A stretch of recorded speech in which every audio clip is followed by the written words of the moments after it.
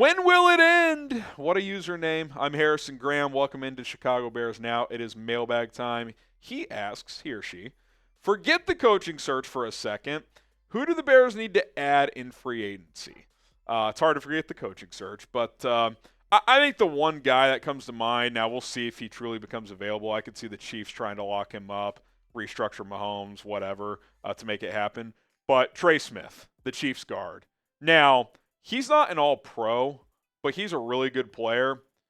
But you're going to have to pay him like an all-pro. There's early chatter that you may have to reset the guard market. So that probably means, I don't know what the highest paid is, but it's low mid-20s per year. I mean, you might have to give him 4 years, close to $100 million, which for a guard, historically, that's kind of crazy. But, I mean, what choice do you have? Your interior is a mess. And you've got a lot of cap space. I think like $80 million. You give Trey Smith north of 20 per year. That's a big penny. But you know what?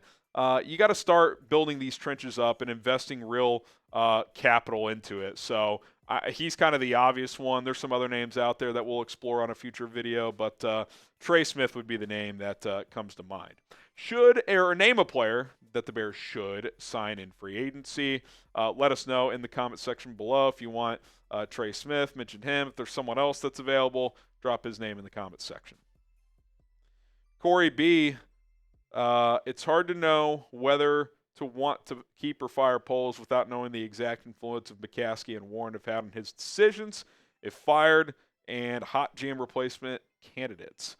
It would be hard to even come up with a list off the cuff like this, but you would probably look at people who has been around Kevin Warren in the past, maybe when he was in the Vikings organization. Is that someone like Rick Spielman? I don't know.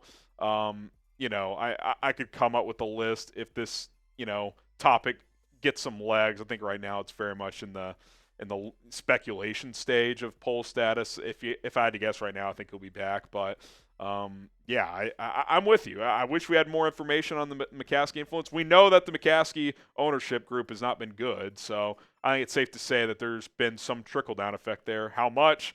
That's unclear. Den of Clips, do you think a full rebuild on defense aside from defensive back is necessary? I don't think it's a full rebuild. I mean, the players, the defense that was good last year, most of those guys are still here. I just think the coverages got stagnant. There's not enough creativity. I think if you get a guy with a more aggressive mindset running the defense, I still think you have good personnel. Now, you got to get better in the trenches, no question. A guy like Tremaine Edmonds hasn't lived up to the contract, but I still think there's pieces to work with there. I think Montez Sweat is just having a down year. He's 27, 28 years old. I think he'll bounce back, but it's definitely not as good as we thought it was, but I still think with a more aggressive coaching mindset and a fresh year, this can still be at least a top 10 unit. Maybe not top 5, but I still think the defense has personnel. Subscribe to the channel. We go live every Monday at 4 o'clock Central, every Thursday at 4 o'clock Central, and every game day over an hour before kickoff. So we're going live all the time, answering your questions, getting you caught up on the latest Bears news and rumors. We also drop new videos literally every single day. We have not gone a day without a new video in, I think, over 2 years. So we're bringing you content all the time. Join us on this journey. Dennis the Chicago Kid, is Joe Brady known as a culture setter? I have no idea. He's 35 years old, but that was probably a question when Sean McVay got hired. That's up to the Bears to figure out when they go through this interview process. Well, really before the interview process, research. What do people in Joe Brady's inner circle say about him? Like, what are characteristics that he brings to the table? I think it's safe to say he knows offense.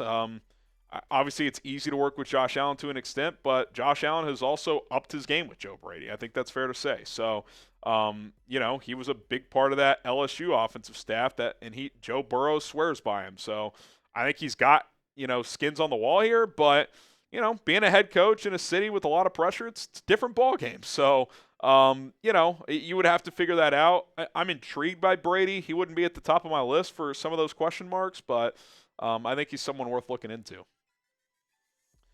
Phil Dorsett, where do we go from here? Caleb looks like the guy But other than that, what else do we have to look forward to as fans? I still think there's good talent here. Now, is it as good as we thought? Probably not. I still think there's roster holes, but DJ Moore is 27 years old. Like, he should be good for years to come.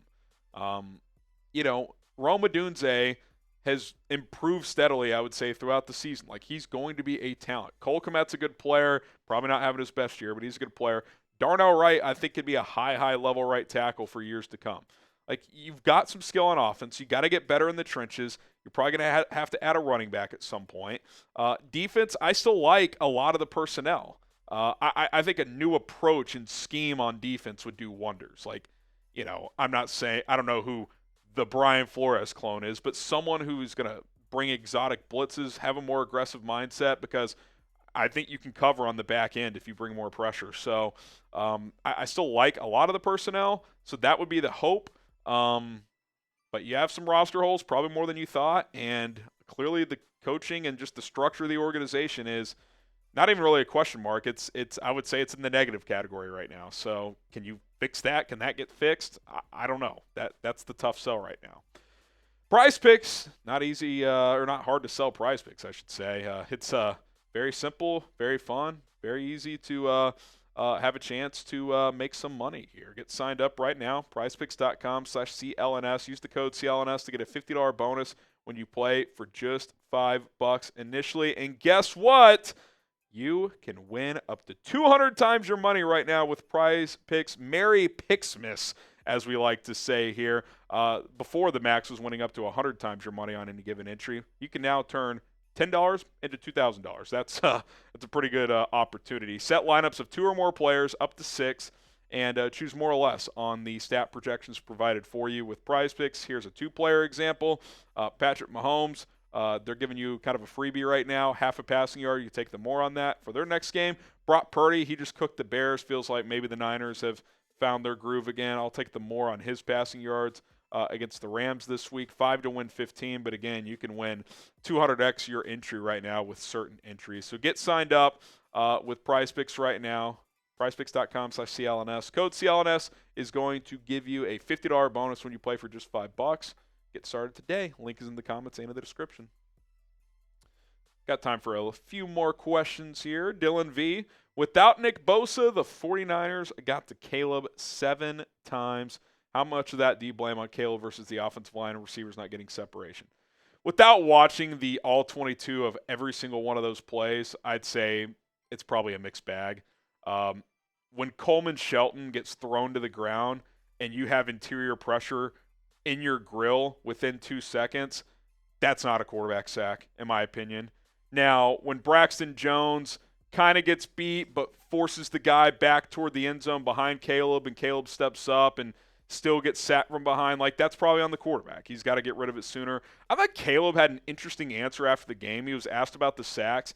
He basically said, I think this is a fair answer, but I still think sometimes it's like, well, it still does cost you a little bit. He said when you get sacked on 3rd down, he basically said you can live with those more, because on 3rd down, you're more willing to hold the ball, try to make a play, because whether you get sacked or throw an incompletion, you're punting the ball. Now, I think in certain situations, losing 12 yards and then punting, like, you're probably better off. I think it's case-by-case play, but I kind of was like, you know what, that's actually not the worst answer I've ever heard. And then he also added 1st and 2nd down sacks kill you, because then you're behind the sticks and it's hard to make that up. But on 3rd down, if you're just punting anyway, now I'm not advocating to just take a sack if someone's not wide open, but I think you're more willing to live with sacks on 3rd downs, which is the point he's making. Now, there's been a couple times earlier in the year especially, and he acknowledged this, if you're at like the 30-yard line in field goal range and you take a 10-yard sack and then you're out of field goal range, well, you can't do that. So I think it's situational based, so I need to go back and look and see how many of those were on 3rd down. But I can live with those a little more, because I'm willing to have my quarterback hold the ball longer and try to extend a drive rather than, I'll just throw the ball out of bounds and I'm just punting from the 32 instead of my own 25. Like, I can live with that sack a little bit more. Now, you don't want your quarterback taking that many hits, so it's kind of a battle there, but I thought that was an interesting answer and perspective from him. Up-tempo transport, would you consider shutting down Caleb the final month? Not really. Now, if he sprains his ankle or something and he's a game-time decision and he could play, but, you know, in that case, maybe you sit him. But, like, I still think there's some value in these games. Now, I also think this locker room and team is such a mess right now that you could argue you'd be better off if this season just ended. But as long as there's games on the schedule, you still have divisional games. That's something to play for. You could play spoiler a little bit here. So, if you can't get up for the Packers game in Week 18, you need to check yourself. So I'm sure he wants to keep playing. I don't think you shut him down. I think you keep letting it rip and keep playing. Now, I would like to have a more aggressive mindset, and that's something Thomas Brown talked about on Monday. We got to find a way to generate more explosive plays. So we'll see if they take some more downfield shots this week, but I'm not really there in terms of shutting him down for preservation at this point. Will the Bears win another game this year? I mean, I would probably say no. You've got your best chance, ironically, could be the Packers Week 18 because there could be a situation where they're resting starters. But Lions, you're going to be a heavy dog, even at home. Vikings on the road, you're a heavy dog. Seattle's going to have a lot to play for when they come to town. They're a playoff team right now. So I would probably say no, unfortunately. But let us know what you guys think. Y for yes or in for no. Ethan Gray, when do we have our conversation about the struggles of DJ? The effort and ability to get separation this year has been lousy. Yeah, I don't think he's had his best year. I think he's picked it up since Thomas took over the play calling, but yeah, I can't sit here and act like the effort has been top-notch every single game, every single snap. I still like DJ as a player. I still think he's a good player, but I do think some self-reflection this offseason is going to be needed. I think a new coach is going to need to kind of re-engage him a little bit more, but I'm not punting on DJ, but it's fair to be critical because this has not been his best season, and effort, especially earlier in the year, was very questionable, no doubt about it.